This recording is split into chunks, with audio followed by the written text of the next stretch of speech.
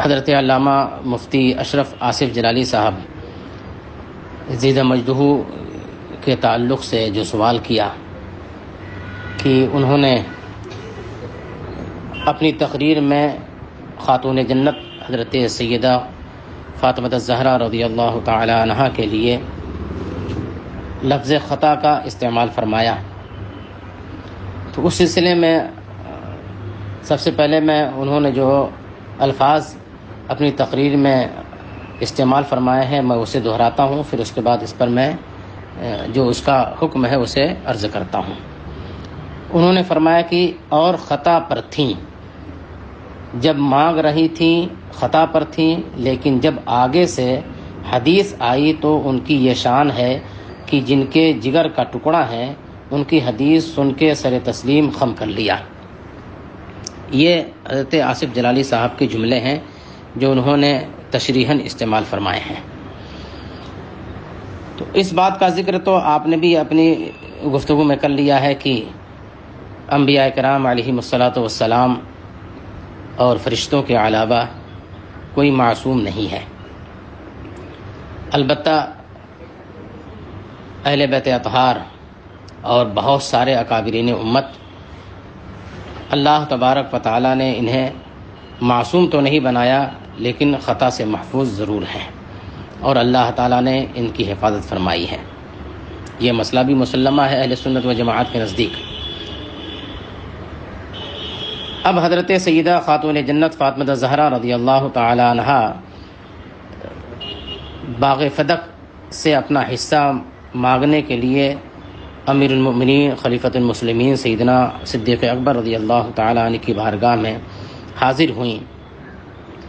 تو معاملہ یہ ہے کہ اس وقت تک حضرت خاتون جنت کو اس بات کا علم نہیں تھا کہ انبیاء کرام کی وراثتیں نہیں بڑھتی ہیں، اور خود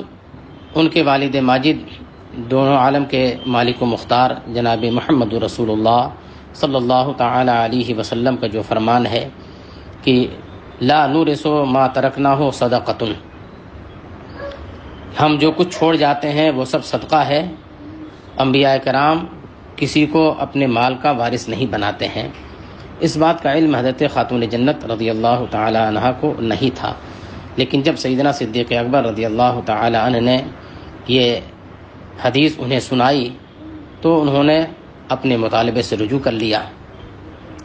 تو حضرت خاتون جنت رضی اللہ تعالی عنہا کا یہ مطالبہ کرنا چونکہ معلوم نہیں تھا تو ایک خطا ہے،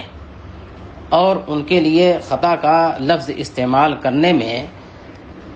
کوئی شرعی جرم نہیں ہے، اور اس پر کسی طرح سے کوئی شرعی گرفت نہیں آتی ہے۔ یہ اور سی بات ہے کہ اگر حضرت آصف جلالی صاحب خطا کے لفظ کے علاوہ اس کی جگہ پہ کوئی اور دوسرا لفظ استعمال فرماتے تو اور خوبصورتی پیدا ہو جاتی، تو یہ خوبصورتی پیدا ہونا یہ الگ بات ہے، لیکن اس پر کسی طرح کی کوئی شرعی گرفت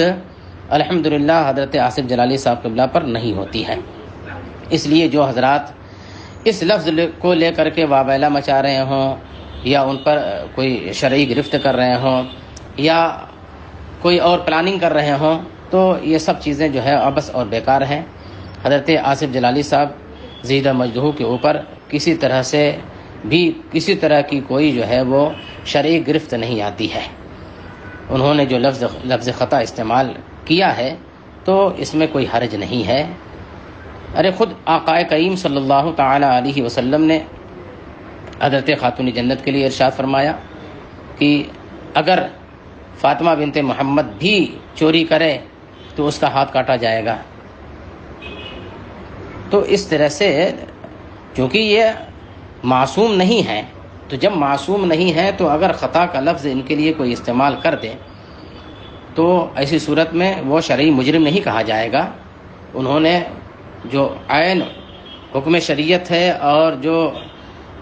نفس مسئلہ ہے، انہوں نے نفس مسئلہ کو واضح کرنے کے لیے یہ لفظ استعمال کیا ہے اور بیان فرمایا ہے، تو نفس مسئلہ بالکل واضح کر دیا۔ اس لیے حضرت آصف جلالی صاحب کے اوپر کسی طرح سے بھی کوئی شرعی گرفت نہیں کی جا سکتی ہے۔ واللہ ورسولہ اعلم بالصواب۔ السلام علیکم ورحمۃ اللہ تعالی وبرکاتہ۔